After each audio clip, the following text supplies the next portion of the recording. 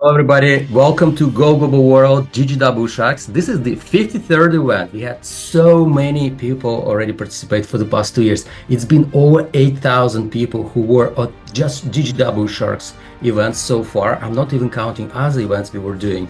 And I'm so grateful to the investors, to the startups, and to the whole vibe we are creating together to help each other, to get connected to each other, and of course create innovation for the world. Now, with long ado, I'm gonna present a few slides about Go Global World, the main sponsor and creator of the event. Well, Go Global World is a group of companies. We also invest in startups. It's GGW Ventures. GGW Services is the company where we help with taxes, accounting, and incorporation. We have so many customers. But the platform, it's where we connect founders and investors. It's three separate companies. I'm gonna focus on Go Global World platform. Why we became product of the day and product hunt? Because the connection is so seamless. The mathematics is designed who's relevant to who among verified vetted investor network and pre-screened interviewed network of founders, so that connecting one to the other is not just a connection, it's also high relevance. It's important for us. And when investors see your project, they see already pre-screened deal with very important, most important information they need to see, and with 60-second elevator pitch video. So the system is pitching on your behalf 24/7 to relevant investors, but investors also can have sort of chemistry with you, have a connection with you, understanding what exactly you do and really like the team or not. And you get a chance not to just show your data, but also present yourself and your project in 60 seconds. And they have either say pass or connect, and then the system will decide to match or not. Now, when we connect people with high relevance, we mean it because we want you to be relevant by all the criteria investors are searching their startups. And for investors, when we provide the deal flow, we really care about the relevancy and all the technology around it. My team, we exactly focus on this. It doesn't matter the amount. We actually care a lot to bring you less startups than more. And so these connections are extremely meaningful, and this deal flow that you get from us is something you would really value. Now, enough about Go Global World, but it's a tax season, and at GGW Services we help with taxes. If your company is about to file taxes, or you need help with accounting or something like related to that, or incorporation, let us know. The deadline to file federal taxes is April 15th. Delaware was March 1st. If any of you guys need that, my team is there to help. We work with hundreds of companies, and we are ready to help you. That's it for about us. Now, the main people of today's session are the investors, and we have today Josh Jagota, the MBA fund, Alpaca VC, Elena Gantvarg, Flint Capital, Matt Waraich, Cortado Ventures, Sarah Romanko, Geek Ventures, and Ryan Flannery, Blue Sky Capital. I will let investors to present themselves in a moment, but now let's talk about the rules. To keep this session most organized and so no one interrupts you, please keep yourself muted all the time except for investors, as I said before. And if you want to pitch, please raise your hand. There is a digital button here to raise the hand.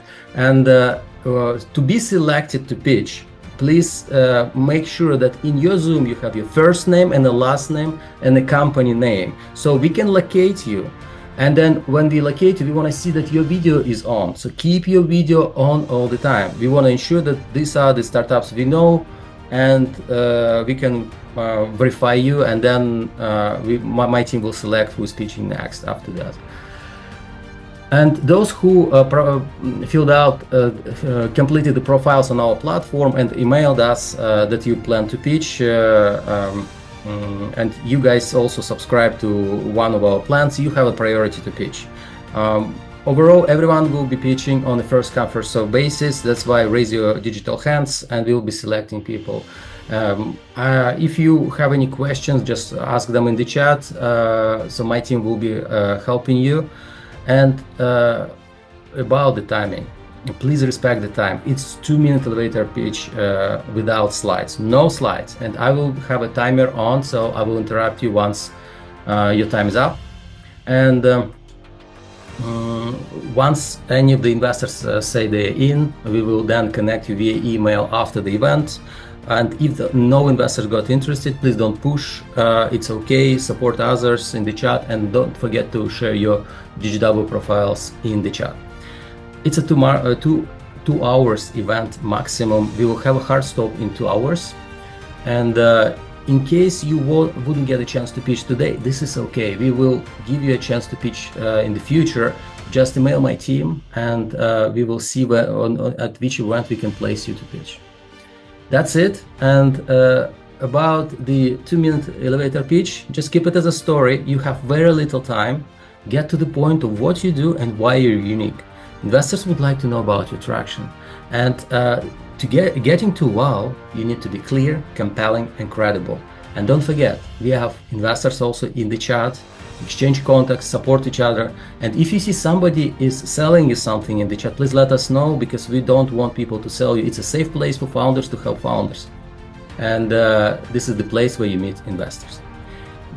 And the final slide I have for you today, let's make some noise. Take a screenshot of us talking and you pitching, and share it on your social media. Tag Go Global World on LinkedIn, Facebook, Twitter, and support us on social media. The more you support, the longer we can do this event, because we don't want to pay Google and Facebook, and your support means the world to us. Thank you, and let's meet our investors. Now, today we have amazing panel of investors, and let's get started with Ryan. Ryan, please tell about yourself, where you are calling from, and of course about your funds.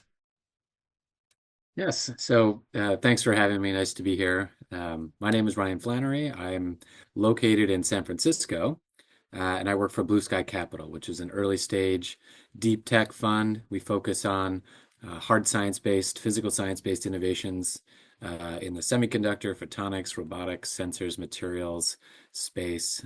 So fairly technical. I have a background in chemical engineering.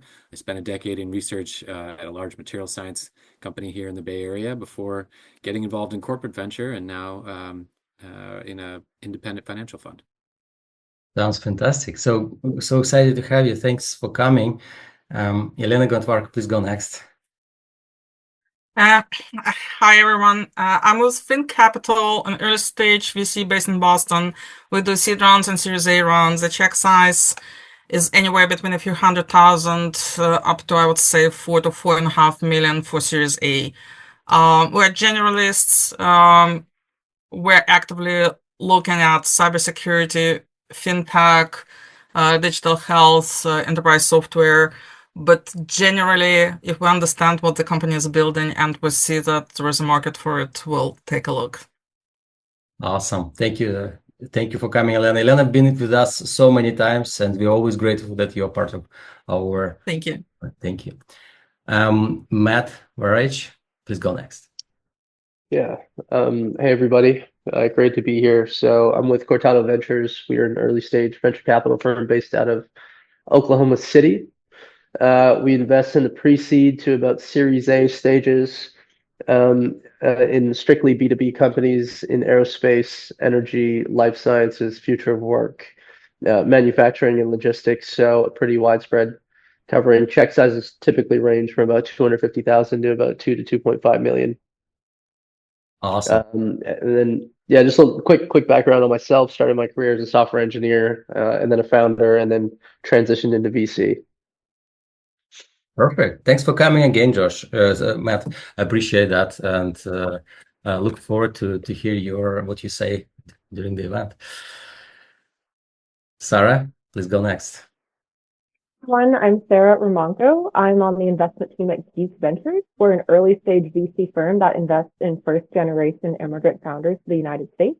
We invest at the pre-seed and seed stages. We're sector agnostic within tech, and we invest 200 to 800K. We're actively investing right now. Excited to meet everyone today. We're excited to have you again. And Sarah been with us quite some time already, and was also quite active on our network. Appreciate you coming. And today we have George Jagota. He just joined. Good to have you. Please tell a few words about yourself, where you're calling from, and what is of your fund. Yeah, sure. Excited I made it to the table. I'm a investor based in New York. I work with a fund called Alpaca VC. We are a generalist fund with a focus on the built world, so specialty areas anywhere from real estate to supply chain, commerce, manufacturing, logistics, etc. It's a multi-stage fund, so we like to lead seed rounds, and we'll also do Series B onwards. And I work with a pre-seed fund as well, so very stage flexible.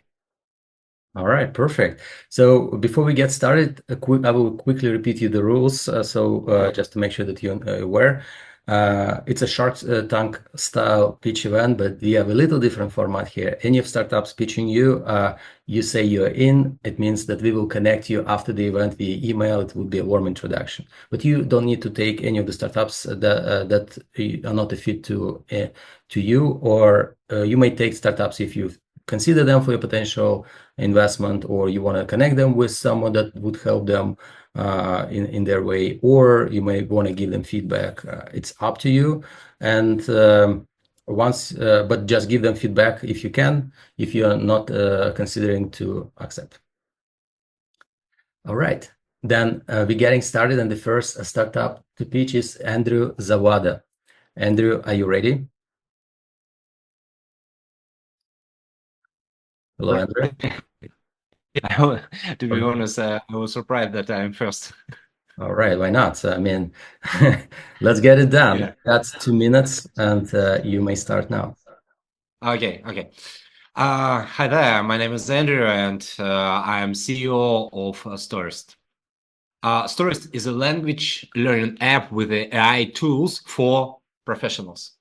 The idea of Storist came from the challenge almost all non-native experts face. Believe me, I am non-native. It's hard, often expensive, to find teachers who can talk about specific fields like robotics, business, marketing, AI, startups at least. And there's a lack of engaging and level-appropriate content in these areas. With Storist, learners access a library of modern non-fiction book summaries and articles, vocabulary building tools, and AI-powered speaking practice to support real-world language application in areas I mentioned before: business, robotics, medicine, maybe. As a result, look at me. My level of English 3 years ago was pre-intermediate. And at that time, I started using Storist, definitely the first prototype. And now you can hear the result. The market is huge. About 700 million around the globe learn just English, just for work and career growth. And we feel this potential. Almost without a marketing budget, Storist has gained $5.5 thousand in revenue from B2C, it's obvious, and B2B clients. Our daily active users have tripled over 3 months. I'm a technical co-founder, and I have a team of experienced co-founders, also technical, marketing, and content expert co-founder. And I'm here to raise a pre-seed of $300,000 to reach profitability this year and start scaling. And we have already closed half of this round. Thank you very much. Well done. So, dear investors, do you have any questions or feedback to Andrew? Always. Andrew, thank you for the presentation. Could you tell a little bit more about your business model? So is it subscription for B2C? And if yes, how much are you charging? What is, second question, what is the breakdown between B2B and B2C? And the third question is, how long do people stay on your platform? So what is the retention, like 3 months and 6 months retention? Okay, thank you very much. It's a very important question. You know, first, subscription model for B2C clients. And we make upsales for B2B clients because we can provide special materials, special books for particular clients. For example, we have a technical company in our set, and they ask us to prepare special materials exactly for them. This is first question, you know. Second, about difference between B2B and B2C. We have used the same model, subscription model. And as I said before, we can provide special solutions to improve language of employers, in particular B2B companies. And last question about retention. I said that almost without the marketing budget, we don't send money right now to paid channels because we have some barriers in our retention. Our retention a little bit lower than average on the market, and we know what kind of barriers we need to overcome and how to resolve it. In few months, we will start scaling based on paid channels. Right now, our retention rate a little bit lower than average on the market in our. So when you say a little bit lower, like is it like 2-3% 6 months retention? No. 1 day retention average on the market in our niche 25%. In our case, give or take 20%. 7 day retention, I don't remember exactly. 12%. We have about 6 months. No, we don't calculate 6 months. We calculate right now 1, 7 days, and 30 days. And in our case, in 30 days retention, we have 4% average on the market, and ad tech a little bit higher, 5.5%. Okay. Maybe we have time for 1 or 2 questions from the show. So what's your current traction in terms of like revenue? Like what's your MRR? I'm sorry, about revenue, and I didn't realize words before. Yeah, what's your MRR? What's your monthly recurring revenue? MRR, you mean? Yes. Monthly recurring revenue. Monthly. Yeah, monthly. Yeah. Okay. Because we pivoted 6 months ago, and right now we don't have a statistic about year revenue. Our if we're talking about B2C clients, our IRR $600. But regularly we have peaks related to our B2B clients.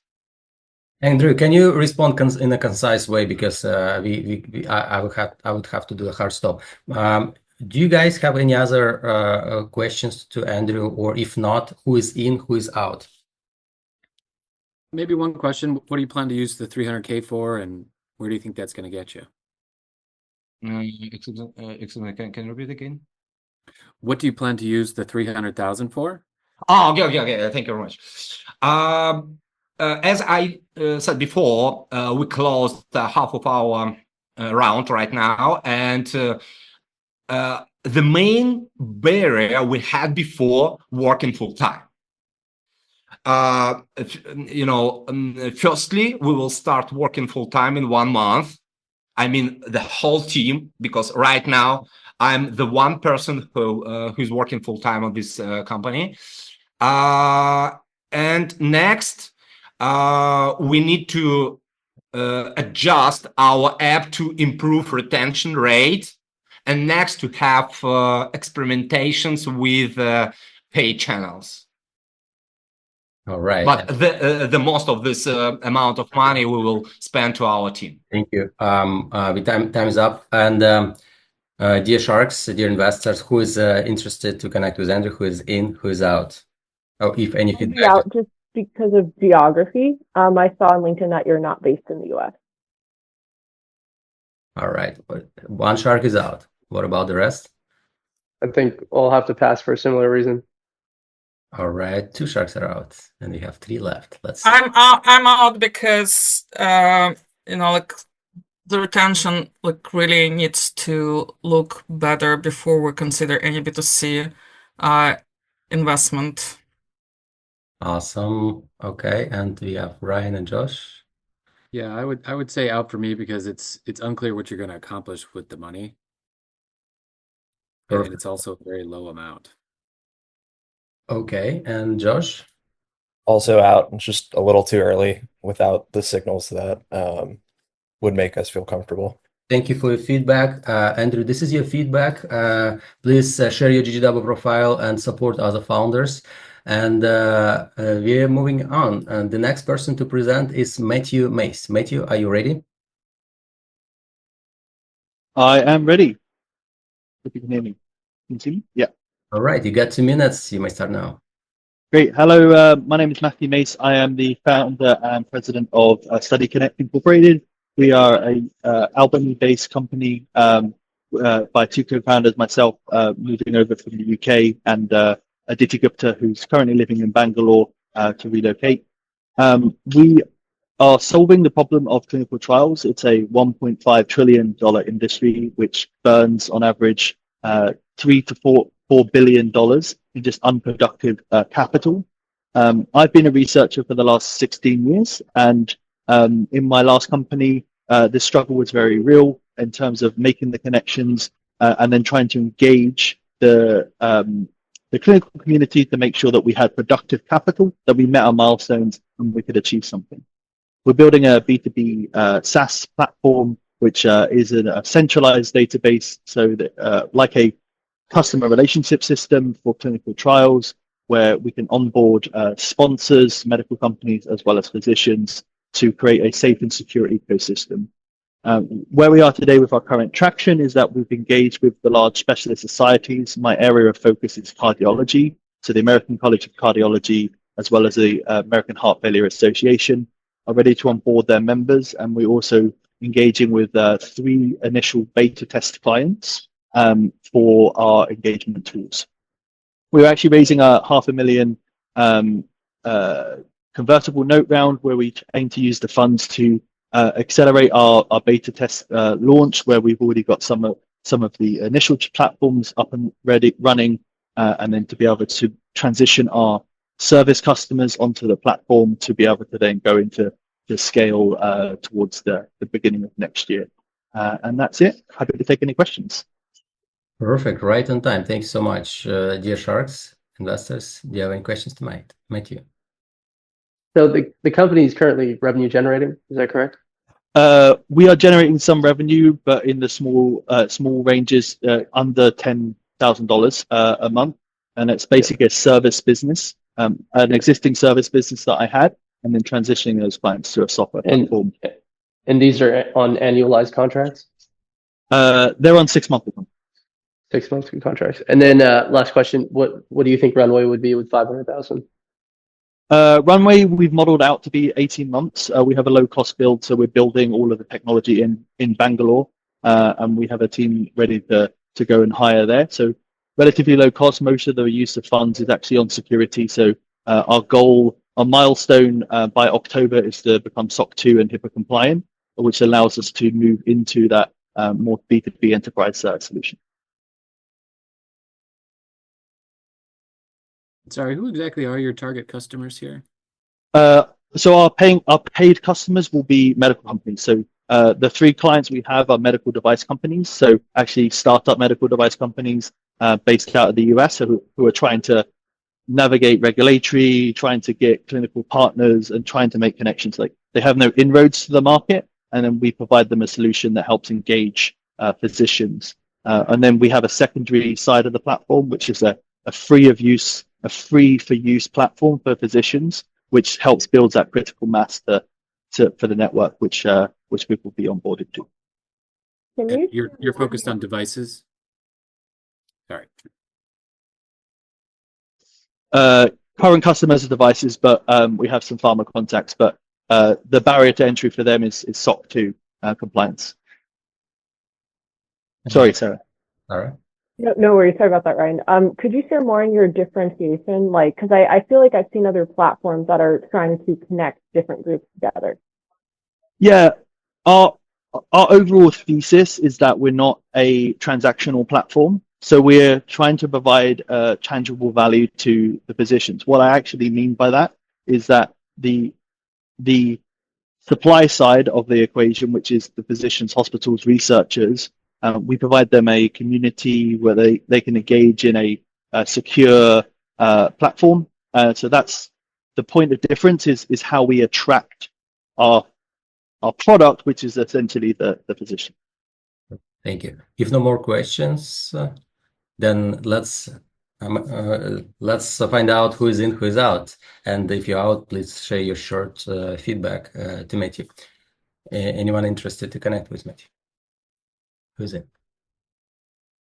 Yeah, I'd like to learn more. It seems like an interesting marketplace business, but would have a few more questions for sure. And then just to confirm, sorry to jump in here. You're doing it's on an $8 million. Yeah, so 7.5 pre-million or pre-money, sorry. 8 million, 15% discount. Okay. Yeah, so 8 million post. Yeah. 8 million posts. Okay. Yeah. I'd like to connect. I think this could be interesting. All right, 2 sharks and 3 left. Let's see what they got. Sarah? Just to confirm, are you based in the US? Yeah, a company's based in Albany. I'm physically in London, but between the two, and then I've just put in an O1 application to move to the US. Okay, I'd like to be introduced. I do have a few more questions. Perfect. 3 sharks in. Now we have Elena and Ryan. I think it's an interesting model. I think there's probably a need for it. I don't know if this was intentional, but I think the focus on device is a good way to go. It's a lot softer than the incredibly difficult process for pharmaceuticals. It's not a fit for me though, but I do like it. Thanks, Ryan. Thank you, John. Appreciate that. And Elena, what do you got to say? I'm out. It's simply too early for us. We do require to see like product market fit before we get involved. So I'm happy to reconnect at some point, but as of today, it's too early for us. Thank you. That's great.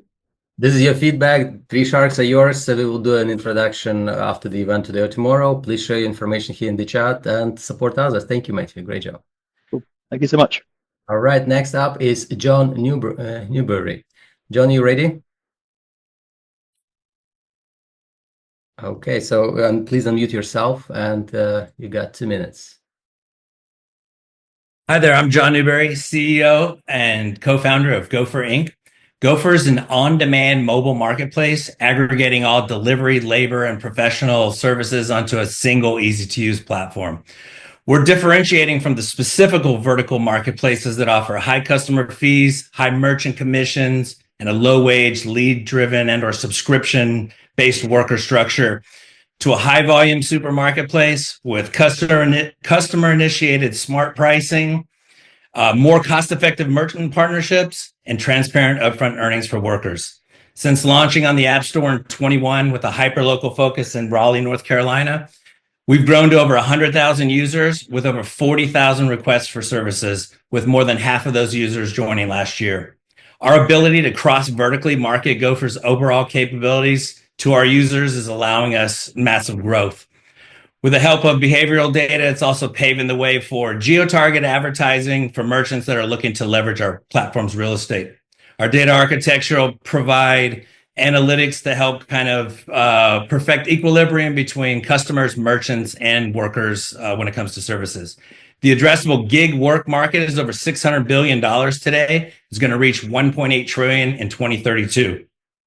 And it'd be audacious for us to say we can take it all, but we make a good argument with the lower customer cost, lower merchant market partnership agreements, and higher worker take. We'd ask you to ask the same questions we ask our potential users every single day. If we could find you the exact same service and the exact same worker, but you pay less and the worker makes more, would you try our service? And our hypothesis was, of course, and today our results are saying, of course, America just needs to know more about Gopher. Our immediate term goals are scaling the technology for massive acquisition, where we can introduce subscriptions, marketing and advertising revenue, and monetize behavioral. Okay, so yeah, too hard. Final statement. Our leadership team has a successful experience in marketplaces, labor services, technology M&A, and founder-initiated exits. So we're excited to take Gopher to the moon. We'd love for you to join us. Yeah. Dear investors, any questions to John? Who wants to start? Josh? Can you explain how your pricing is more competitive than like the other last mile logistics players? Yeah. So first of all, as the consumer, you're going to have a set fixed fee, which ranges from 99 cents to $4.99. Those are fixed. And then there's an 8% variable, which offsets our strike price. But you as the customer are setting your price. I'll give you one example. You want junk removal for somebody to come and clean out a quarter of your garage. I want to offer $50. You're going to pay those variable fees, but that $50 is exactly what the worker is going to make. You are the one that set that price. If you go to any traditional junk removal, it's $175 to $250. You're going to pay for the pretty cube truck and all that stuff. So this is customer initiated, and we're using smart pricing, which is basically AI machine learning with every single transaction. And what are people offering? What are people accepting? The workers can make counter offers on our thing as well, on our platform as well. So the pricing is very consistent. And now since we've implemented smart pricing, then there's a higher success rate of what's being actually offered. Any more questions? Sir, I'm just trying to understand. Is it like TaskRabbit, but with flexible pricing? TaskRabbit is wildly different in that customer or workers back themselves into a rate. And so if I want some job that I'm willing to pay $17 an hour, but 70 TaskRabbit people have their floor at 18, they're not going to see these requests. If you did it on our platform and somebody offered 17 an hour, you can counter as the worker and you can be now included in that, whereas you wouldn't be on that platform. I mean, I can give you differentiators on hundreds of different platforms, but that would be specific to TaskRabbit. Do you verify the contractors, people who offer services on your platform? Yes, and we also pass that fee to do that to the worker. We're the only platform that does that, so our overhead is extremely low. You do get perks for becoming a Gopher Pro or a Pro Plus, which is that level of being vetted, and as a result, you see requests first. You can take more than one at a time. There's different variables to the perks, but yes, they are vetted. And our adjudication matrix is a little bit more stringent than most out there when it comes to like the deliveries and the ride sharing. So does that answer your question? Yeah, and you said that about 100,000 people used your service or just registered on the platform, but have downloaded the app. Downloaded the app. And Yes. how many people actually used services? 40,000. 40,000? Within what time frame? Within a year? Within 2 years or 5 years? Since 21. Since 21, so within 4 years. Yes, and more than 21 and some change last year. So we're starting to hit our stride with users continuing to use the platform, using, like I mentioned, cross vertical. If somebody comes in, does a delivery, and now they have somebody that they need to find an electrician. So we're able to share the platform benefits with the one user that comes in one pathway and share them all the rest of the opportunities. Very much. And the time is up. Dear investors, if no more questions, who is interested to connect with John? Anyone? Or maybe you guys have some feedback. Yeah, this model wouldn't be a fit for us, unfortunately. Okay, one shark is out. We'll pass on this. Two sharks out. Right. Yeah, this type of services software platform is not a fit for us. Okay, three sharks are out. And now we got two. Yeah. Elena is out, and Josh? Unfortunately, likewise, but I think you have good signals, good traction. Okay, so John, this is Yes. your feedback. Thanks for pitching, and please support others, share your GGW profile, and look forward to see you again. Thank you. Yes. Next up is Frederick Shear. Frederick, are you ready? I am. All right, you got 2 minutes, and you may start now. All right. Good morning, everyone. I'm Frederick Scher. I'm the CEO of Addercell, a Montana corporation. We are a molecular diagnostic company, and we are specialized in early detection of cancer, primarily leukemia and lung cancer. Our mission is simple: stop it before it starts. Cancer is a devastating curse. 1 in 2 men and 1 in 3 women will experience cancer during their lifetime. 600,000 Americans are dying every year from cancer. What is the issue? The critical problem is late stage detection. What we do at LSL is we work on early detection through cutting edge technology, liquid biopsy, DNA sequencing, artificial intelligence. For instance, our deep leukemic cloud platforms enables unprecedented diagnostics precision. The market opportunity is large, about $7.5 billion for leukemia, $1.5 billion for lung cancer, expected to multiply by 2 by year 2030. Our business model is simple. We direct selling to cancer centers. We expect to sign 5 to 7 cancer centers this year in 2025. Average expected revenue is about $300,000 with a gross margin of 35%.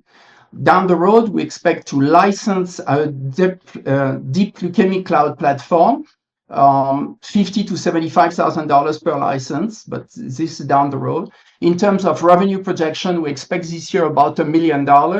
In 2026, 5 to 7 million and growing. The competitive advantage of our company is that we have 3 key patents. We have several trademarks, but the most important is we have very strong leadership with people from MIT, Harvard Medical School, Queen Mary College. We have been recognized with 2 Frost and Sullivan awards for best innovation in cancer detection in 23 and 24. Frederick, time out. Maybe your final statement. We are currently raising $2 million in RC. Thank you very much. Thank you so much. Dear investors, Sharks, what do you got to say to Frederick? What are your patents? I'm sorry? What are your patents? Our patents are, we have 2 patents on leukemia. One is on methylation, one is on special biomarkers, and we have 1 patent on methylation in lung cancer. And this one has not been granted yet, but we have access to it, basically. So there are novel methods for detecting biomarkers in those specific cancers? It's correct, yes. And will you run a laboratory? I'm sorry, I didn't hear what you say. Will you be running a laboratory? No, we are not. Well, basically, what we are currently doing, and we expect to keep that for a while, is because our tests are RUOs, research use only. We work LDT with a CLIA lab. We have already an agreement in place with 1 large CLIA lab, and then we will be working with another CLIA lab. We do not intend, in fact, to run our own laboratory, except down the road if we decide that it's making more sense for us. But there is plenty of labs that are CLIA and that can run our product. I should say that our tests can be run on the typical PCR machine, which is making things fairly easy. All right. And we have time maybe for one final question, if any of the Sharks would like to ask. Is there anyone interested to connect with Frederick, who's in, who's out? We don't invest in this specific area, so we'll be out. Okay. 1 Shark is out. Same for us. We invest in software only, so it's just we don't invest in the space. Okay. Sharks are out. Matt? Won't be a fit for us either. 3. I'm interested in learning a bit more about what's technically differentiated here, so I'd love to connect, Frederick. Sounds fantastic. 1 Shark is in and 1 left. So what about you, Josh? Yeah, not a focus area, but would love to look at it and send it to some healthcare investors. Fantastic. So 2 Sharks are in. All right. So we'll connect to you after the event today, tomorrow. Congrats, Frederick. Please share your GGW profile and we move on. The next, Thank you. The next up is George Alcantara. George, are you ready? Hello, yes, and thank you, Daniel. Perfect. You got 2 minutes, and this is time to start. Hello, nice to meet you all. I'm Jorge Alcantara. I'm the CEO of Centric. I live here in San Francisco as well, and I've been working deploying AI solutions for the enterprise for a little over a decade, when we had to avoid saying AI in customer calls so that we wouldn't scare them.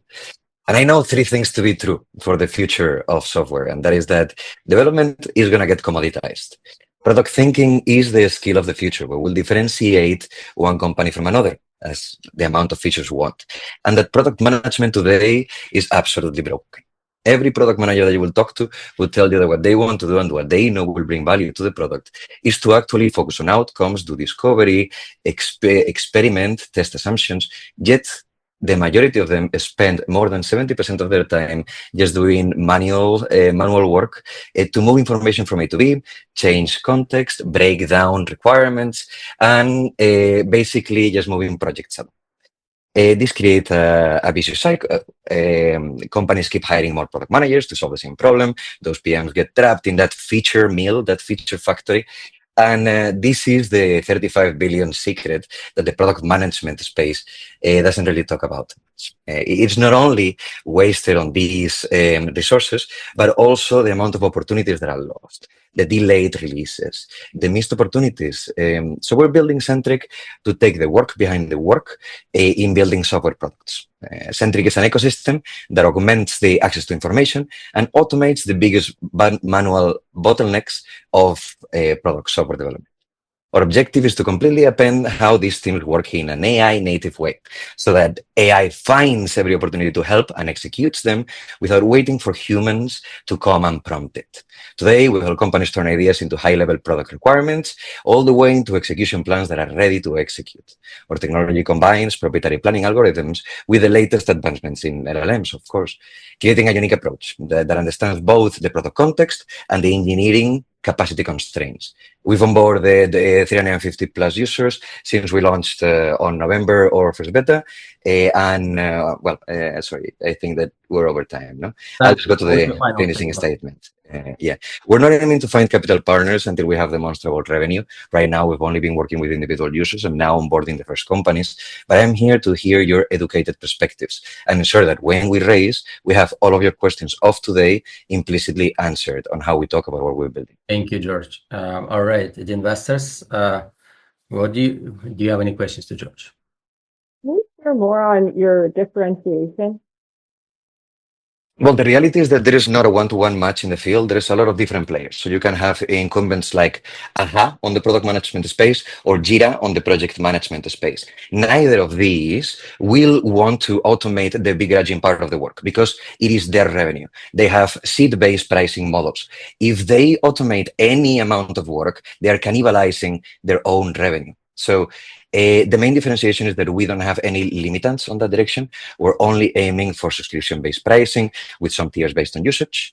And we don't know of a competitor that automates this part of the work. We know of different competitors that try to create a framework for you to do it manually, but not that prevent you from having to do those tasks.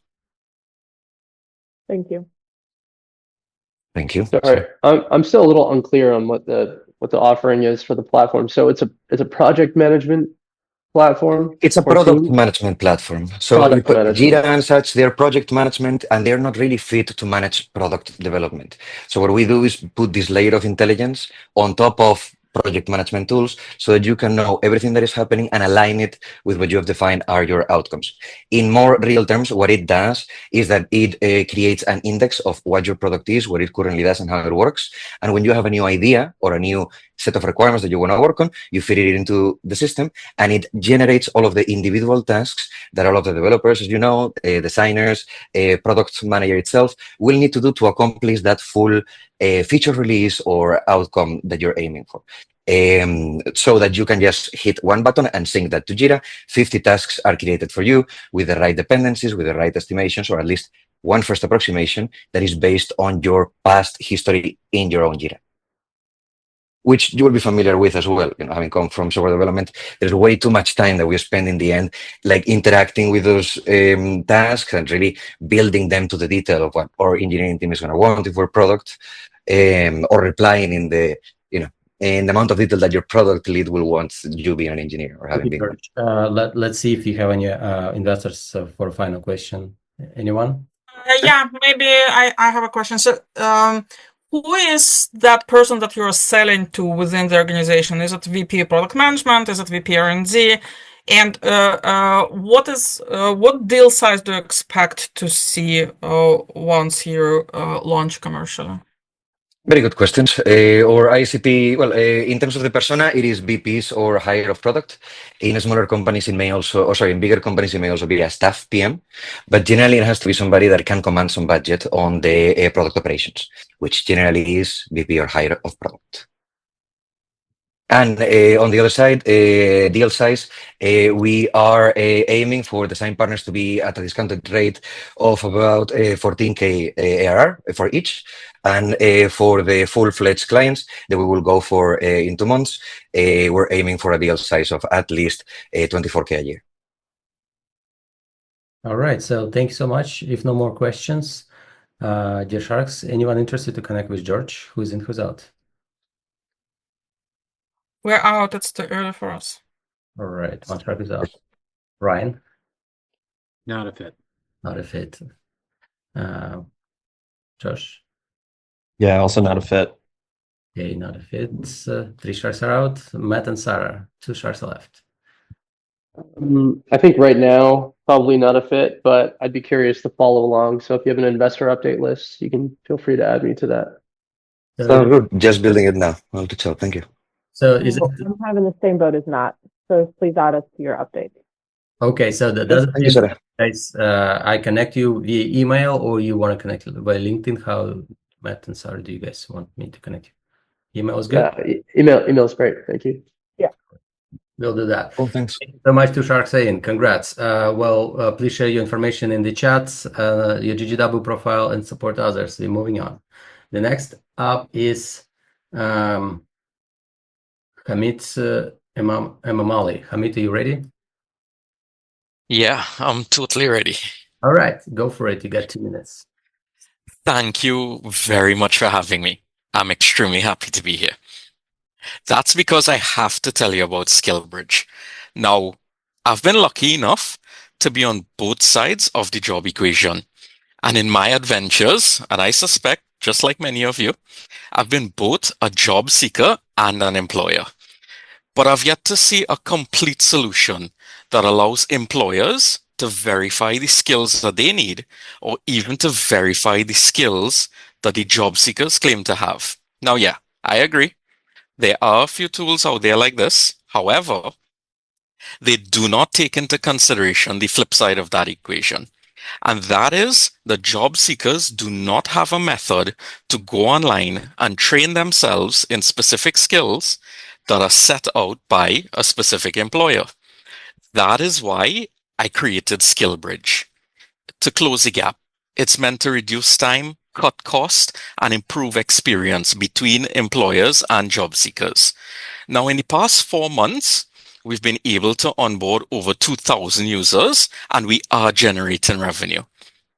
We're currently developing a strong pipeline of interested companies based in the US, and we're in conversations to establish a full proof of concept. Now, this shows us that our ideal customer profile is definitely on point. The data is telling us that the market is ready for our opportunity. That is why we're seeking $500,000 in a pre-seed round, and this will be used to scale and increase our sales infrastructure, ultimately to strengthen our recurring revenue. My name is Hamid Imamli, and I'm the founder and CEO of SkillBridge, where we upskill talent, build expertise, and facilitate smarter hires. Thank you. I'm fully open to questions. Thank you very much. Right on time. Thank you. Any questions, Hamid? Nice pitch, tight job. What are the types of skills that you're expecting to be able to teach, and how do you know employers are going to want these? Are you going to get input from employers about training? And then last one would be, how do you verify, is there some sort of test at the end? How do you verify how good or how well the training has taken? Oh, that's a brilliant question. So I love this. So how we first initially started was that we were building job boards. And in our job boards, we were amassing a little over 100,000, 200,000 users at a time. And that allowed us to be able to attract many clientele on the business side. So the companies gave us this insight to the HR managers, which is where we did our market research. So that's how we started understanding exactly the specific skills that companies are looking for. What we then did is we took those skills and started creating content, our own courses, and we even went ahead to get them accredited. Currently, we're up to a little over 600 plus different courses, and these would be very specific in every core discipline. So they can be across marketing, they can be across vocational skills, they can be across HR. And that allowed us to go straight into the market and started acquiring that 2000 plus users. And for the second part of your question, once again, those are brilliant questions. It's that yes, there is active onboarding exams, little quizzes that we are establishing a method that we call pre-qualifying potential employees.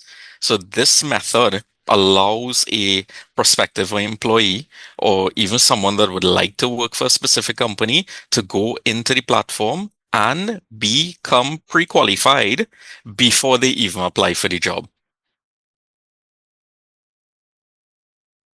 All right, you probably have time for one more question if any of the sharks would like to ask. Yeah. Feel free to ask me anything. I actually don't understand the differentiation here because I know that there are a few very successful platforms available that offer additional training to potential employees and they have connection in the industry, help with placing, like kind of the marketplace. I could not understand from the pitch what were you doing, what they were not offering, especially because you haven't built a marketplace yet. I understand that you had 2,000 employees interested and signed up, but people who can't find a job, they can sign up and with 20 platforms. Why not? It's more difficult to build another side of that marketplace. Yeah, I do agree. That is why we have started actively building our pipelines of businesses that we are aiming to place this mechanism totally into their infrastructure for their onboarding processes. All right, dear sharks, any of you would like to connect with Hamid? Who's in, who's out? I'll be out. I'm not sure I understand the differentiation. All right. Thank you very much. Shark is out. Thank you. I'm out. Thank you. 2 sharks are out, so we have 3 sharks left. I think, Hamid, I think your pitch was awesome. I think you have a lot of charisma, and I think you're going to have a lot of success. Unfortunately, I don't think this would be a good fit for us, but I'm wishing you all the best. Thank you very much. I appreciate that. And I agree with Matt. I think you're doing a nice job pitching yourself, but it's not a fit for me. Understood. Appreciated. And Josh. Unfortunately, not a fit as well, but enjoyed the pitch, and I think just lean into the customer traction, learn more, and see where. Perfect. I appreciate the feedback. Thank you very much. So this is the feedback. Thank you so much for a great pitch. Please share your GGW profile and support others. Appreciate that. Definitely. Thank you. Next up is John Hank Seong. John, are you ready? Please unmute yourself. Hello. Yeah, my name is John Han. I'm the founder of Autonoco, based in Singapore. My co-founder is Amos. I have over 25 years of software development, data science, machine learning, and domain experience. I have previously raised 110,000 US dollar from Antler for B2B platform. Today, I'm going to talk about a new a platform that I have built, which is a B2C platform that solve the problem of content creations, which use generative and agentic AI to borrow other people's idea to create your own video and content. So what is the problem of creating your video or text contents? So you need ideas, and you need to find writers. You need to find logistic locations and equipments, and you definitely need to find audience. So how do you solve this problem? So this problem that what you can do by using this platform is to present one of the videos or any other videos that other people have made that you are interested to make a video on your own similar to this particular video, and then you just present it to the AI agents. So what the AI agents would do is to watch, understand, explain the video to you, create timestamp transcript for you, create short scripts for you so that you can put up the teleprompter. And then if you like, you can get the AI agent to do a text-to-speech bot to narrate your video. And if you have difficulty finding the locations based on what the previous agent has generated, the next agent is going to find the location and open for you and find the audience, generate marketing materials for you. And for if you would like to create education content and you are afraid to blatantly get the retrieve the content from the video as your own, which is could be infringement of copyright, so you can get the agents to redraw the diagram for you. Yeah, that's my pitch. Thank you. Dear Sharks, there's any questions to John Hank? Start. I'm not trying to understand fully. Can you maybe go more in detail about like what you're building? It sounds like it's something to do with like content creation. Yeah, content creation. For example, if you would like to create, for example, a YouTube content, so what you need to do, you need ideas. Yeah, which is one of the difficult things to do. You need to get writers, and you need to solve your logistics, and you definitely need to find audience. So what this platform offer is that I have constructed a bunch of AI agents. These AI agents will do all this work for you, to solve all this problem for you. So to do all this mundane job for you, first by watching, what you need to do is just present a URL, URL of another video of existing video that you are interested in, that you want to make your own video similar to this video, and the agent will watch, understand, and explain the video to you, so that if you would like to pursue a similar content, and so without the writers, the agent can becomes your writers. Please be concise, because maybe more sharks could ask more questions to you, and you have very yeah, sure. So any other sharks interested? Anyone else would like to have a question? Why do you need funding? This seems like something that you could find people online and they would start using. Yeah. Scale without diluting yourself. So the fundings will be to pay for the infrastructure, cloud infrastructure. Yeah. So creating AI agents, which is can be costly to us, and for the first 3 months, I intend to roll it out free of charge for people to use and get feedback in order to improve the user experience, the technology, the features, user interface, and so on. Yeah. So I have already deployed this to AWS platform, and I've opened. I have a currently it is control rollout. Control rollout means I have not announced it to the world. So I invited a few friends to test it out before I start rolling out to the public. Yeah. So yeah. Appreciate that, dear sharks. If no more questions, anyone interested to connect with Jean-Heng? Who's in? Who's out? I'll be out. One shark is out. Two outs. Not a fit for me. Okay. Matt, Josh? Yeah, this won't be a fit for us either. Right. Thank you. All right. Thank you so much, Johank. This is your feedback. Please share your information in the chat and appreciate your pitch and support others. So much. Yeah. Next up is, let me see, Vlad Duplakin. Vlad, are you ready? Yes, hello, I'm ready. Let me locate you. I don't see you. Your video is on. I hope so. Just a sec. Yeah. Yeah, you are. I'm done. Okay, you got 2 minutes. You may start now. Okay, thank you. Hello, everyone. My name is Vlad. I'm founder of Joiny. It's a B2B SaaS AI-powered community manager that brings gamification in social media like Discord, Slack, LinkedIn, Telegram, communities, and even on mobile application and website.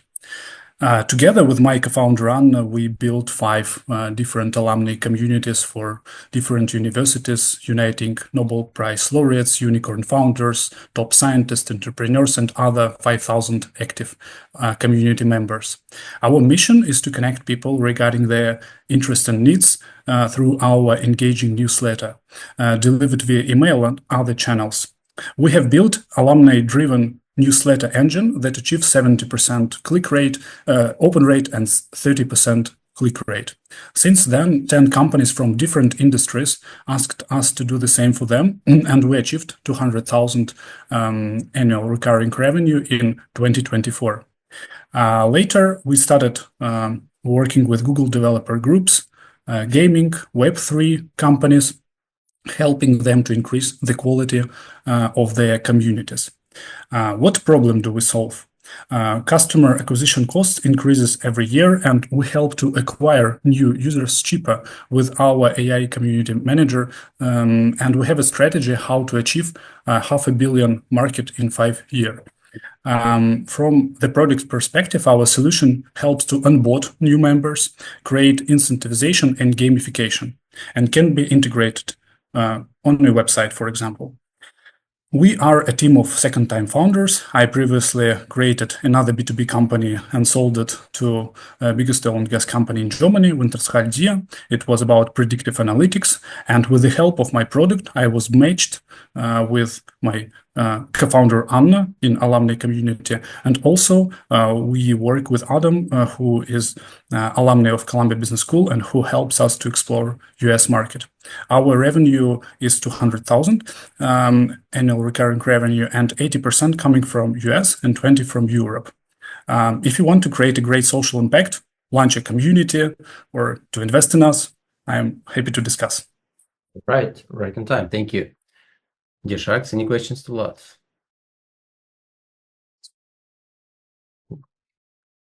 What pain point are you solving for the university's alumni engagement? And then how do you turn that into something that's a big business? Is it like the contract size that they're paying you? Yeah, it's contracts with universities. It's usually from 10 to 20 or 30,000 contract for 1 year, and we help to engage alumni to make bigger donations to bring alumni to different meetups and to do some specific actions that is needed for university to hire students or to donate. It's about universities, but we also work with gaming and Web3 and other businesses. Quick follow-up. Have you shown them that you've generated more funding for the program through your business already? Or is it too early? Yes, we have such cases when people donate more money in alumni communities.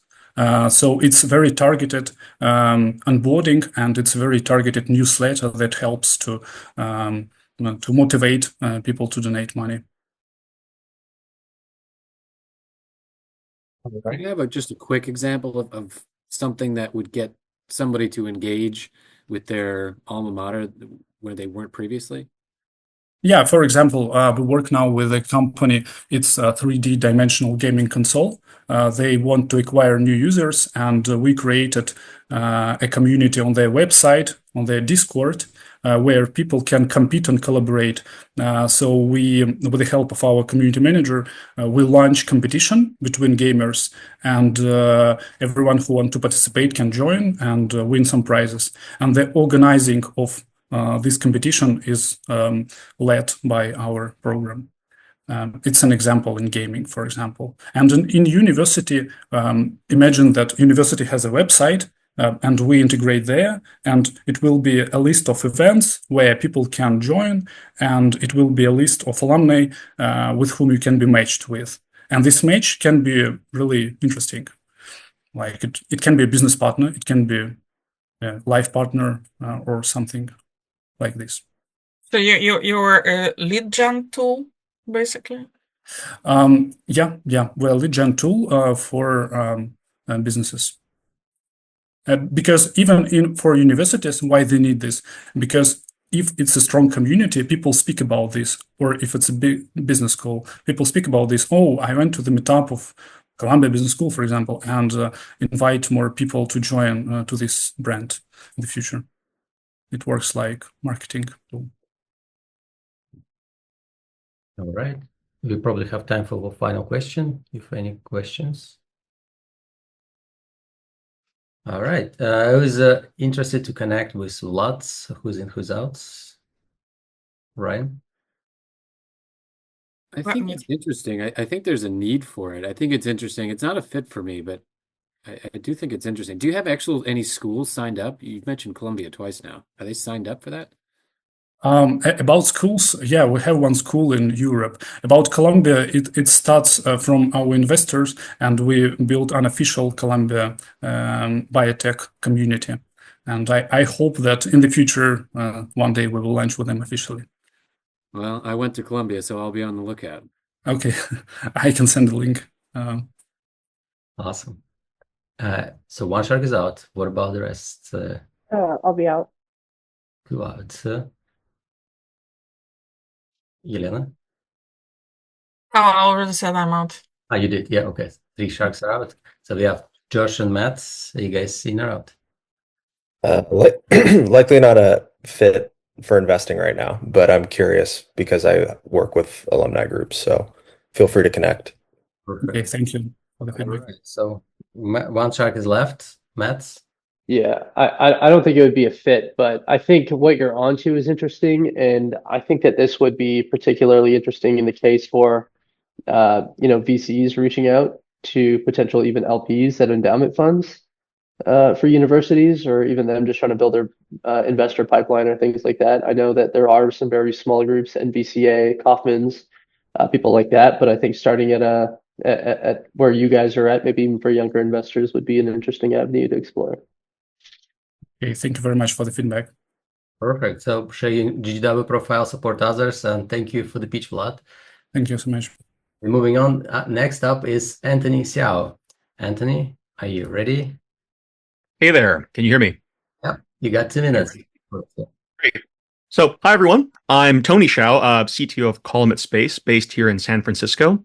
I'm a veteran of both startup software and big aerospace, along with my co-founder Guillermo, who I met when we were both vice presidents at Airbus's innovation group. And together we have 35 years of tech leadership experience. So, currently, onto the topic, $100 billion a year are spent globally on new rockets, new satellites, and new ground infrastructure to make use of space. And what do we actually get out of it? The value we get is solely data and communications from space. Unfortunately, human operators really can't keep up with the speed and complexity of this scaling. And that's why we're building the world's most capable AI model for space-to-Earth communications and data flow, atop of a modular SaaS software platform. The platform understands the physics of space, the decision points people need to make, and it automates creating optimized operations plans for customers such as satellite operators, satellite manufacturers, and the Earth-based communication providers at scale. So right now, with our current traction, we're working with 6 pilot customers. Today, our tech is guiding pilot satellite operators to figure out how to double or triple the amount of data they can get from their satellite assets, or cut hours-long delays into minutes and vastly reduce costs. We're also helping the ground communications providers maximize the utilization of their current infrastructure, attract new customers, and expand their networks intelligently. We're also collaborating with government organizations such as NASA JPL, ESA, and the US Space Force to bring this technology to address their ongoing scientific and global security needs, and are actively pursuing contracts worth over $4 million USD with them.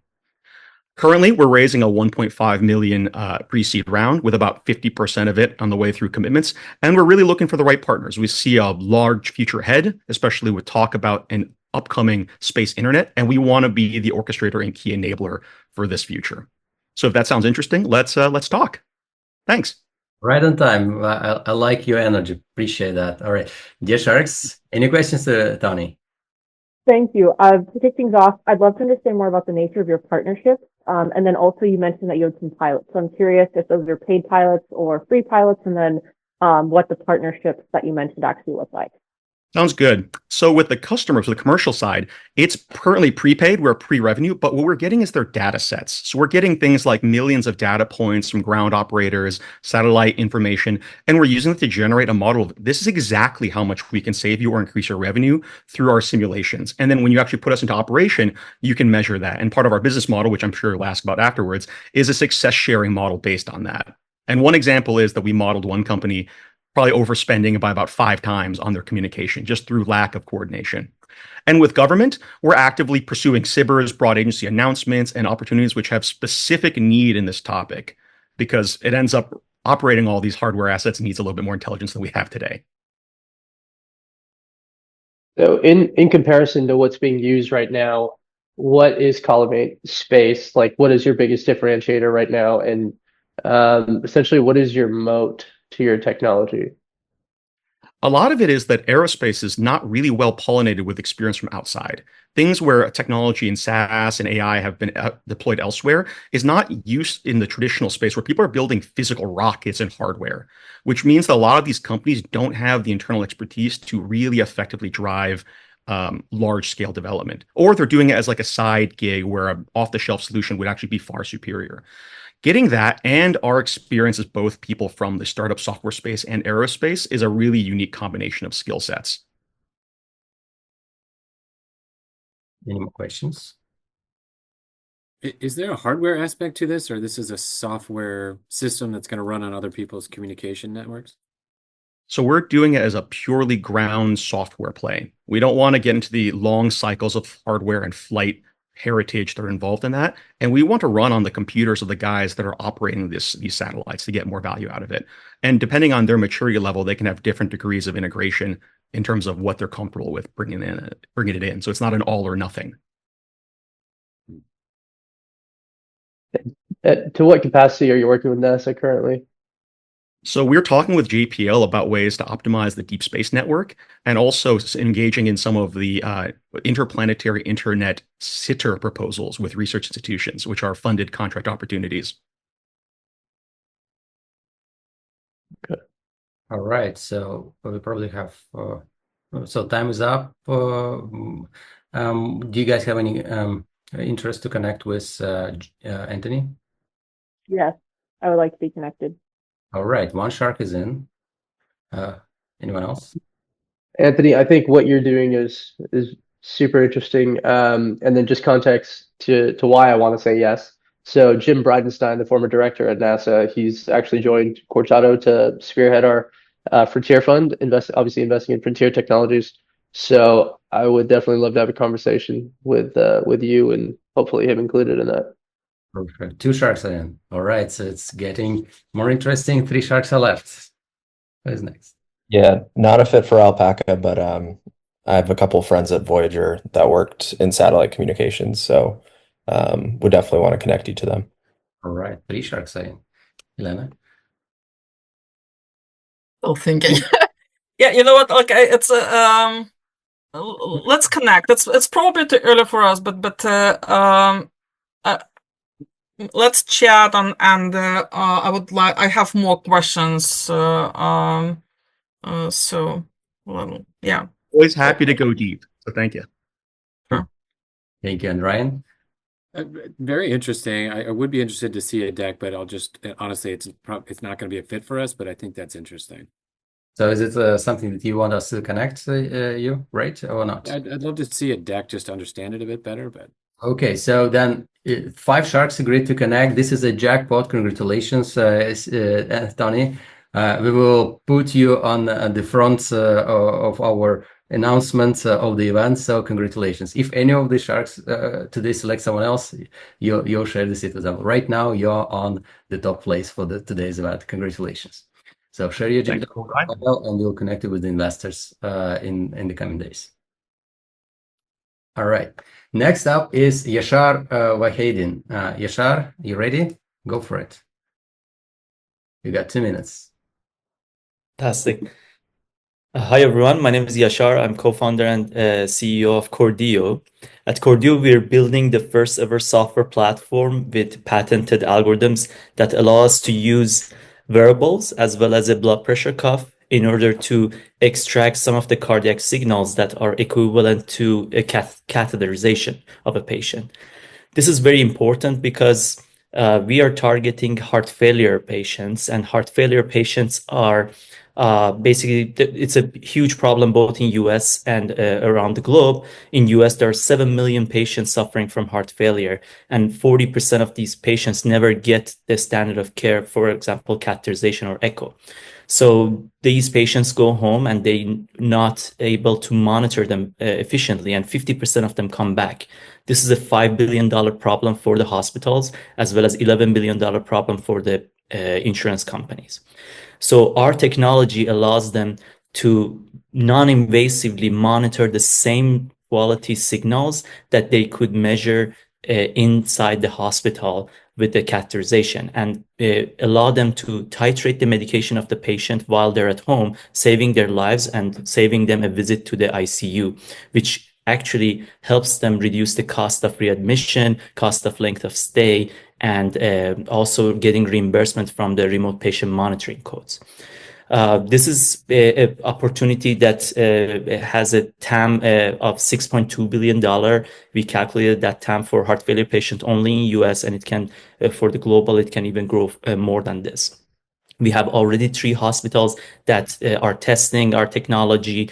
They already committed to our current round of $1 million, and we are currently raising this $1 million to support these studies and get our FDA breakthrough designation and clearance and start selling in 2027. Thank you so much. We'd love to connect more, and there's so much more to discuss. Thank you so much, dear Sharks. Any questions to Yashar?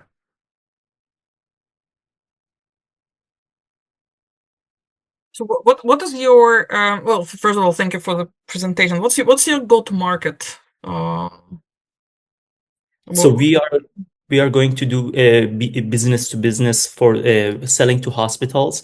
Hospitals will be paying a SaaS platform subscription of $23,000 per clinician per year, and there's an optional fee for a device kit that they can purchase. We are device agnostic, but this device kit is optional. They can purchase that if they want to, and they will receive 5 to 10 times the investment that they're making by saving costs from the readmission and by generating costs from the reimbursements of the remote patient monitoring codes.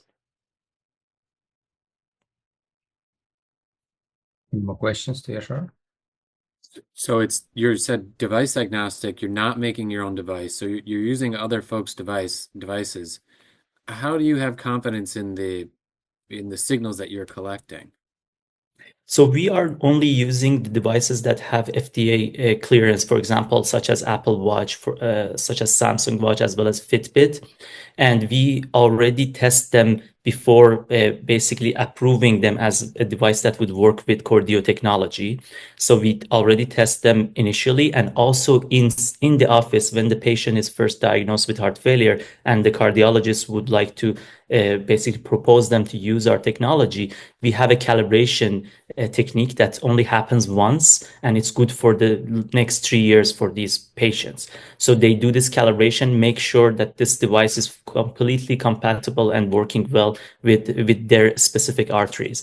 And using our AI and physics-based algorithms, we create this patient-specific model working just for that specific patient and then send them home with that. Do you think you're going to need approval from Fitbit or from Apple? Do you think Apple would come after you and say, we don't, our devices are not intended for, medical purposes. We don't want you using our devices on your platform. Is that a concern? It's not a concern. We already have conversation with them. We already have conversation, for example, with Samsung. We already got their SDK. We have a demo on that device. With Apple, we have conversations. They are obligated to share their raw signal data. There's a law for that. They can't really hide that. And we can openly use that raw signal data without any specific approval needed for that. Fitbit is the same, so all of them are kind of the same, and we have already demos to show how it works. It's fantastic. Like, we're getting the signals for intracardiac pressure and cardiac output similar to what implantables such as CardioMEMS are doing. Thank you so much, dear Sharks. Any one of you would like to connect with Yashar? Who's in, who's out?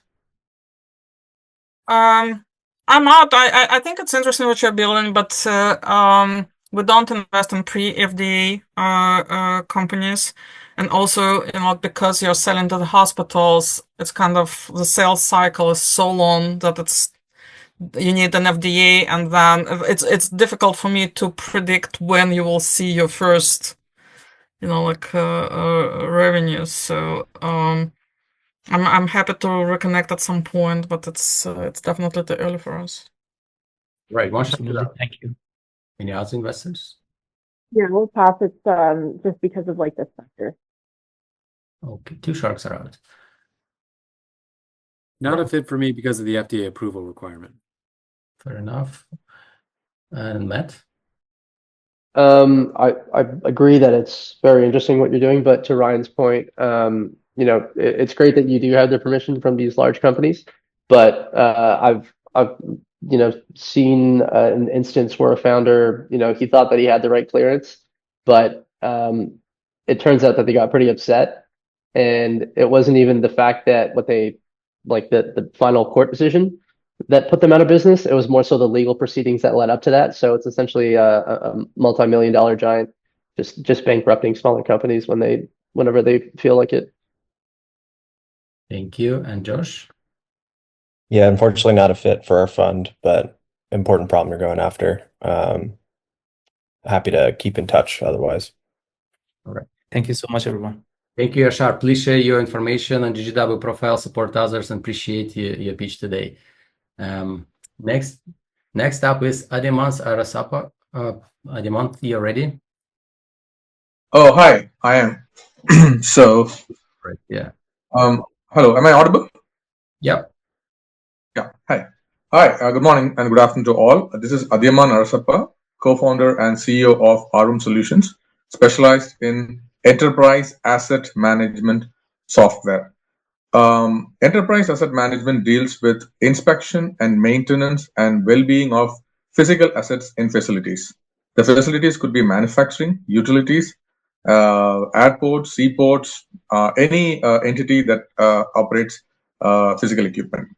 Now, what is happening in the industry is the current enterprise asset management software landscape is so very ineffective. 8 out of 10 implementations have failed. The main reason of this failure is because the solutions that are out there in the market comes with a lot of bells and whistles, and it leads to a lot of end user adoption issues. As a result of which, the intended purpose of buying the software itself has failed. This includes the big names like Maximos, IBM Maximo, SAPs, and Oracles of the world. So I am in this industry for the last 27 years, and I have in the both sides of the equation, like as a maker of this product and as a user of the product, as an implementer of this product. So this motivated me to develop a very user-friendly and adoptable solution so that the industry benefits from the EAM deficiencies that is plaguing the market.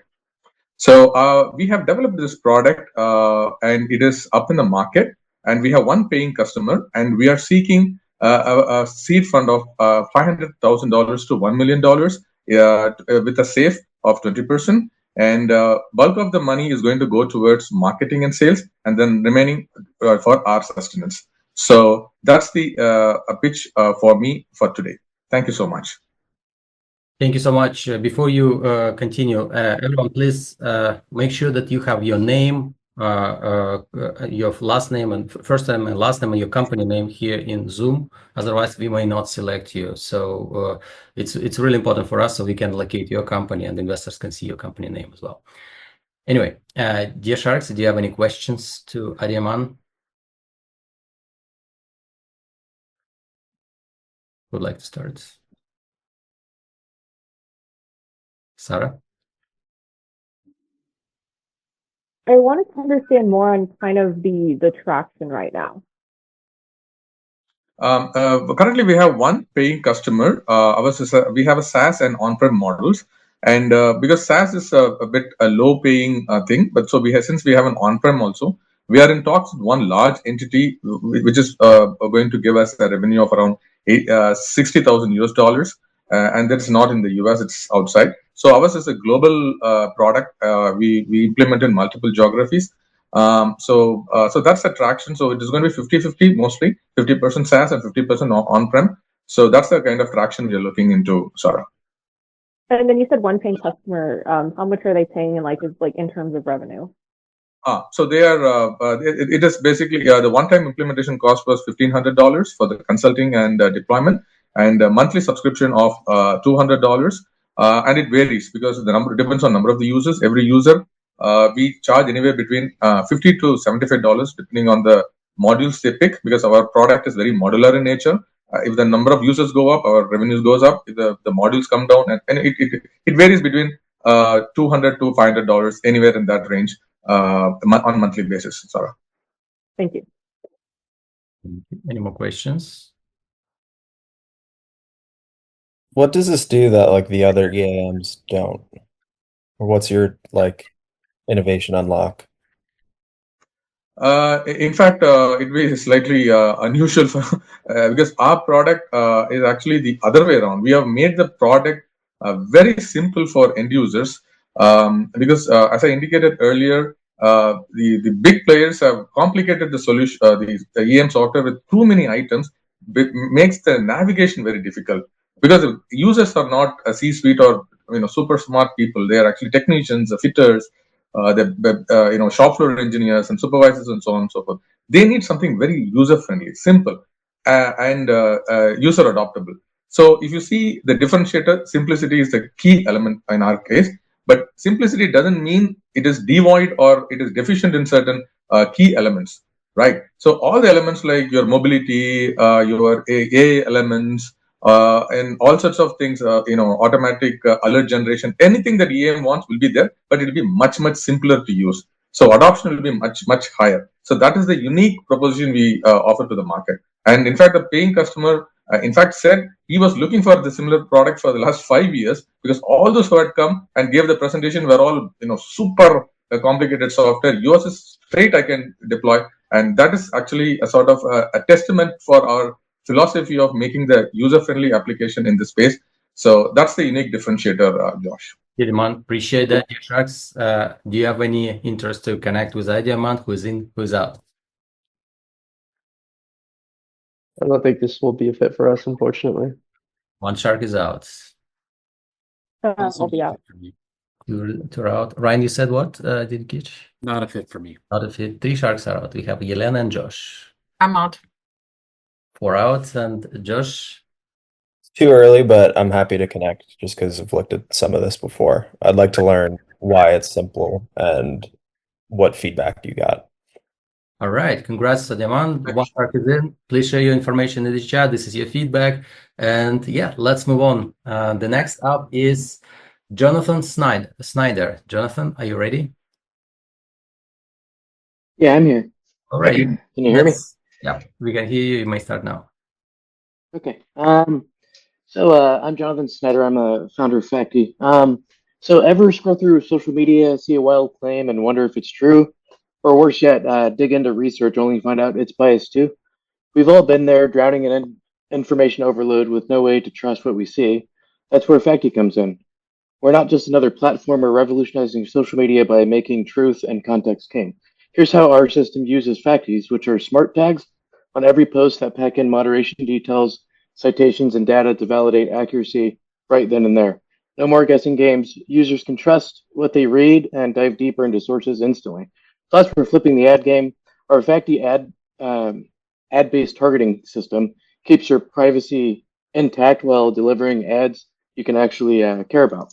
Further, we'll even show you your own targeting data to help you explore your own interest and allow you to control your own algorithm. Sorry. But we're going bigger with 3 patents pending, one for bot detection, one for our Facti framework, and one for sensor validation. We're building tools to prove media hasn't been tampered with. Facti will stand out as the world's most trusted corner of the internet. Beyond that, we're powering the future, generating clean AI training data and ranking AI outputs with clear objective context. Social media today is a mess of noise and doubt. Facti cuts through that, turning chaos into clarity, protecting your privacy, and restoring trust. One post at a time, we're ready to lead. We're trying to be the future of social media. So I think, yeah, pretty close on time. Any questions?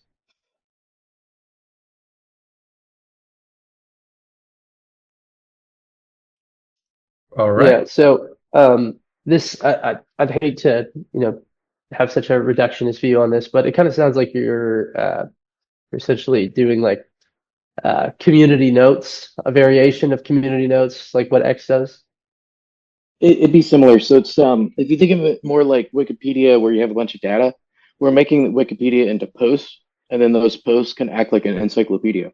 So we actually sort our pages via, we call them facties, but those are just tags on the data. So if you want to look up a topic like Ford, then what we'll show you is all the things that have the tag with Ford, and then things that have more tags like history, then you'll have a history. And then it'll break that whole page down just like Wikipedia. And then what we're really trying to do is like all that data in that post you can actually cite and source, and then you can actually go to the source page and see if that source is relevant. So it's a research platform more than anything.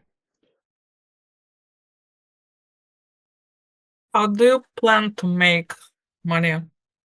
So initially, it's just a standard premium model. So we're going to integrate AI, and the intent there is going to actually rank all the AI algorithms. So when that AI produces a response, we can tag context to it. That context then goes on the source page for that AI model, and then people can talk to AI on our system, and then we're basically doing this research with communities, and then we'll charge for the AI usage. So we kind of have a business model there, and then a premium search filter so you can pull in more queries, because you can get pretty advanced in the data analytics on it. And then the standard ad targeting. So I feel like so Facebook's ad targeting requires collecting all of your data, and they sit on it. They never share it with you. What we're going to do is we're going to show you that data and then let you edit it. And then we could even like show you the ad we're thinking of sending to you. You could literally tell us whether you like the ad or not. So it's almost like it's very similar to Facebook outside of we're going to give that data to you and not collect it. All right. Any more questions to Jonathan? Is this its own platform, or is this going to integrate with things like X and Facebook? We want to start scraping other platforms. We got to look into the legality on that. It looks like because what we could do is we could scrape X, anything public facing is legal, and then tag contacts to the post. So anybody that's on X, in theory, we could pull those posts in and then have a source on each user if we wanted. I came from intelligence. It's kind of where the idea came from. All right. If any final question, just in case. Okay. Dear Sharks, who is interested to connect with Jonathan? Who's in, who's out? Anyone interested? Okay, we have Elena out. Josh, Matt? Yeah, not but interesting. Interesting? Yeah, I don't know if there's a real proprietary tech to this, so I don't think it'll be a fit. All right. Josh, did I catch correctly that you're interested to connect? Am I right? I'm a pass. Oh, you pass. Okay. All right. Sarah and Ryan. I'll pass. 4 Sharks are out. And Ryan, you're out as well, right? Not a fit for me. I would worry that this is going to be a lightning rod for controversy. All right. Good. Yeah. This is your feedback, Jonathan. Please share your information, GGW profile, and support others. Appreciate you coming to pitch. And next up is Sunil Ravipati. Sunil, are you ready? Yes, I am. Thank you. 2 minutes let's start. Hello, Sharks. How about you guys join me in the journey to give you 200x return in your investment? You must have seen Wiz recent acquisition by Google, and the investors' return was 200,000 times, right? 200 times. So we are into cybersecurity as well. We are an AI co-pilot for detecting vulnerabilities at scale.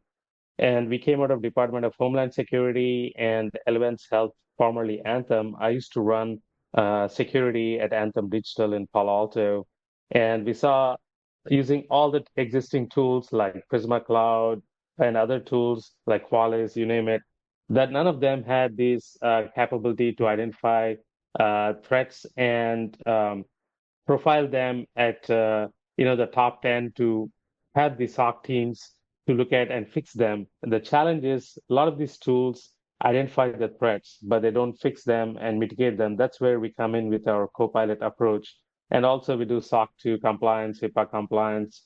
We have paid customers as well. And I was at GTC this week, and this was one of the areas where NVIDIA is also focusing on with their guardrails approach for LLMs on NVIDIA hardware. And we see that there's a great opportunity for us to collaborate with potential partners like NVIDIA and with our background and expertise in healthcare and also in the commercial sector to look at data quality, not only identifying vulnerabilities, but also AI, not only traditional vulnerabilities, but also at AI LLM vulnerabilities.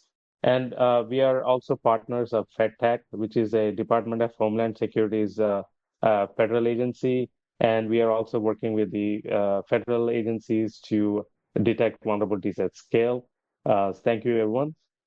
Thank you. Appreciate it. Right on time. Dear Sharks, any questions to Sunil? Is this product live? Like, what's your traction? Yes, the product is live. We have two paying customers. So one of them is a health benefits management company, and the other one is in the legal tech.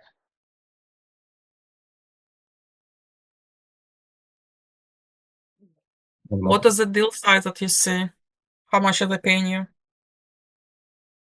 Yes, so we have a early onboarding platform where we charge about $1,500 for the customers to onboard. We do a initial assessment by giving them a series of documents to fill up, like a single page document on their environment.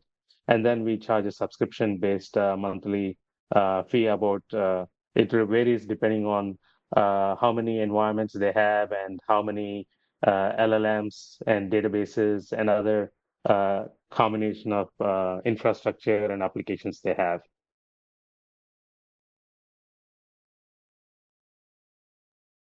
Any more Okay, questions? so that's two paying customers. How much are they paying you today?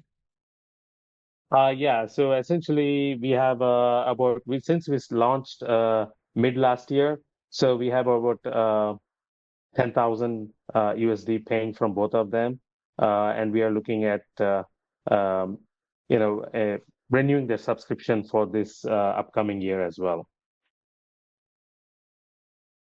How much are you raising and what are you planning on using the funds for? Yes, we are looking to raise a seed round of 2 million, and we plan to use the funds across hiring salespeople as well as increasing our R&D and doing the marketing as well, so that we could build our sales pipeline initially and then focus on our R&D to expand into various infrastructures like GTC, NVIDIA's platform as well.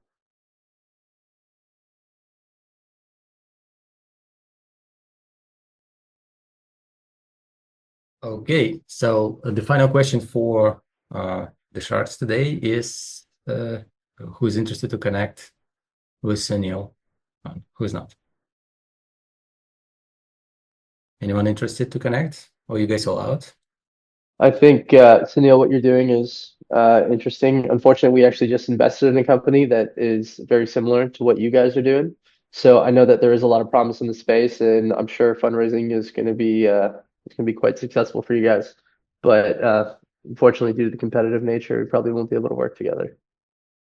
No worries. Thank you, Matt. I appreciate it. I agree with you. I was at the GTC reverse pitch event yesterday. There were a handful of investors pitching their portfolio companies, and half of them talked about cybersecurity as an interest. Thank you. So one shark is out, and 4 left. Anyone interested to connect? Sarah? I'm out. Okay, Elena is out. Sarah? To look at the deck, but I have more questions. So is it like you want to connect? Yes. Okay, got it. All right, so one shark is in. So what about Josh and Ryan? I'm happy to connect. I don't think it's investable yet because of the customer traction. It's competitive, but it's an important space. So willing to learn more, but let's just go with that for now. Okay, is it willing to move? So do you want? We can connect. Okay, all right, 2 sharks in. And Ryan, I didn't catch yours. Yeah, Not a fit. not a fit. All right, so thank you, Sunil. Please share your information in the chat, your GGW profile, and we're approaching the final project for today. And that would be, we see a lot of hands, and we see it's been so many people willing to pitch today. We appreciate that. And please make sure to write an email to my team for the next pitch events. And the final person to pitch today would be Nicola Kalentix from Actival. Nicola? Thank you, Sharks. Thank you, Josh. Thank you, Sarah. Thank you, Sunil. All right. Okay, so it's okay about your background. So just you may start now. We cannot hear you for some reason.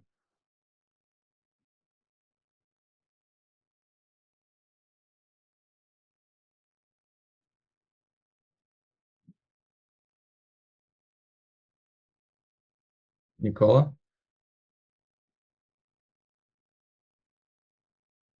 Hear me now? Yeah, we can hear you. Yeah. Sorry for that. My name is Nikola Kalentic. I'm a CEO of Actival. We are a spin-off from CSEM, a Swiss R&D center, the largest one in Switzerland, and we are on the mission to bring a new generation of active dental aligners to the market.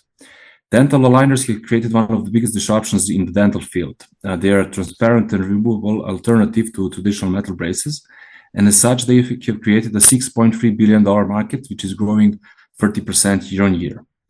But they are encapsulating the full surface of the teeth and thus preventing oxygen saliva to reach them, which is creating bacterial buildup, caries lesions, and a bad odor. We have 4 patents on how to manufacture active aligners with integrated microchannels that slowly release antibacterial fluid, flavor, and fluoride. This has been developed with the world-leading KOLs, dental clinics, which are ranked in the top 10 in the world. And recently, we started to showcase the technology. Traction-wise, we have more than 850 dental clinics which have signed up to buy our aligners. If we convert this to an ARR, this is equivalent to 30 million in sales. Thus, we are now raising our seed round, which is 2 million, and we plan to close it in the next few months. Up until now, we invested more than 1.5 million in non-dilutive funds in the technology. And out of the 2 million that we're raising, 1 million has already been committed. Most of our investors are from the US, and as well, we have created now a subsidiary in the US. So if you want to know more, please reach out. Thank you. Thank you, Nicola. Right on time. Dear Sharks, do you have any questions? This is our final project for today. Who would like to start? Does this need FDA approval? Only a 510K. The material is already approved, so we both the material for the liner and the liquid is approved, so it's just a short 510K. We plan to start selling by the end of the year. But just the material, what about the efficacy of it? Do you have to do trials? No, in vitro tests are sufficient, and we did this. So it's a 510K launching by the end of the year.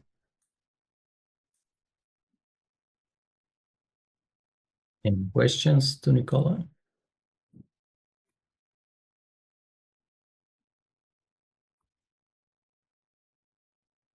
Okay, so if no more questions, then the final question for today's session for the Sharks, who is interested to connect with Nicola, who is in, who's out, maybe you guys have some feedback to him. We don't invest in this space. Yeah. One shark is out. I'm out. Two sharks are out. For the same reason, we don't invest in the space. Okay. Josh, you're not. You're Likewise, I'm out. Yeah, we got Ryan and Mats. Not a fit for me. Not a fit, and Mats.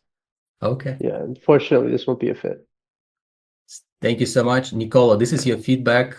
Please share your information, support everyone, and hope to see you on the next speeches. And good luck to you. Thank you.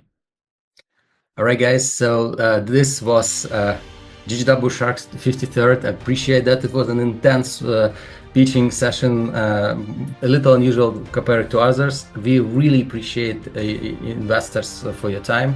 Before we close the session, I would like to hear some feedback from investors about today's session, what you have on your hearts and minds to share with entrepreneurs related to what you heard, maybe some feedback or advice.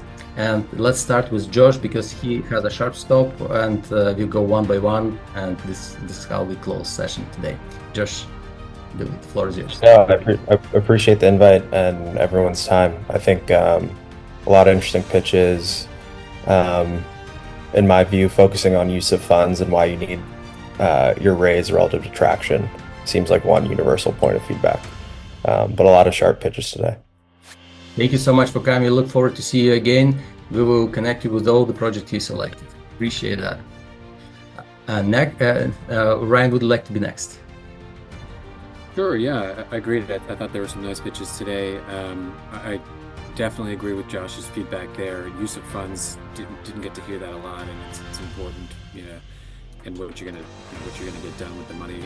One other thing would be it wasn't always clear from the get-go what everyone's business was accomplishing, or what the actual business was. So could sharpen that up a little bit, but Thank you. Appreciate you coming. Thanks for becoming our shark, and we look forward to see you on our future Sharks event. And please stay in touch. Elena, do you have anything to say? Yeah, I definitely appreciate all the founders that were pitching today. I know that it's very difficult to pitch if you have 2 minutes, and it's something that you've been doing like for months or even years, from the morning till the evening, and then you have to fit it in 2 minutes. So it's not easy. And I always say, to the founders that got like many no's today, don't get discouraged. It doesn't mean much. You'll probably hear 90 no's, and then like 1 yes is enough. So it takes time. Just continue building cool stuff, and hopefully I will regret one day for saying no to you.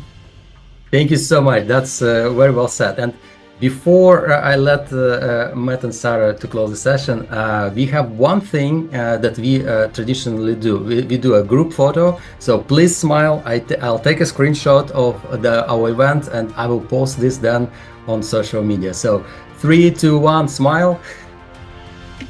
Thank you. That's fantastic. Appreciate that. And now, Matt, please go next. What you have on your heart and mind about today's session and the feedback to entrepreneurs? Great session all around.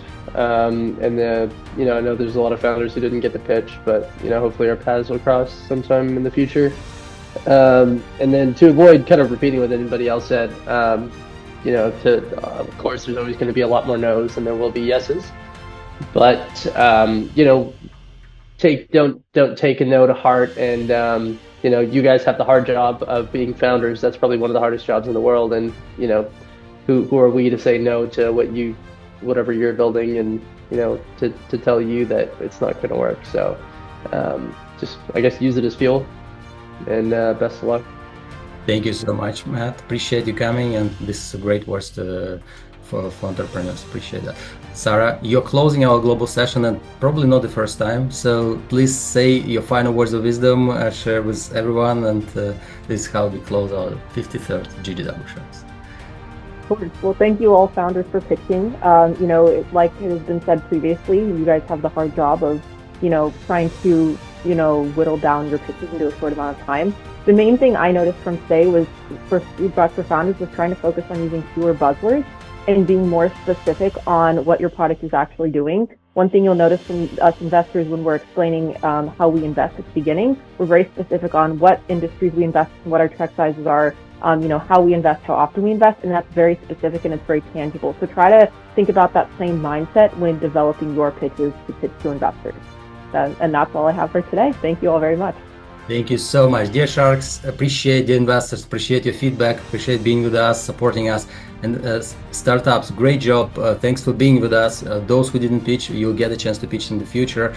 And Google Board is a large network. So support each other on our group chats and support the Google World on social media, because this is how we can continue running the show without charging anyone for being here. We want this to be free and become this a movement where we connect the best investors with the best startups. And all this help is coming from you. So Google World stands on your side. So if you need help with investor connections or deal flow for your fund as an investor, we are there to help. We have the technology and we have a back office to support you with tax support, accounting, and all that stuff. So thank you so much for being with us. Thank you for being with Google World. Sign up for the next events and we'll see you soon. Take care and have a great the rest of this month.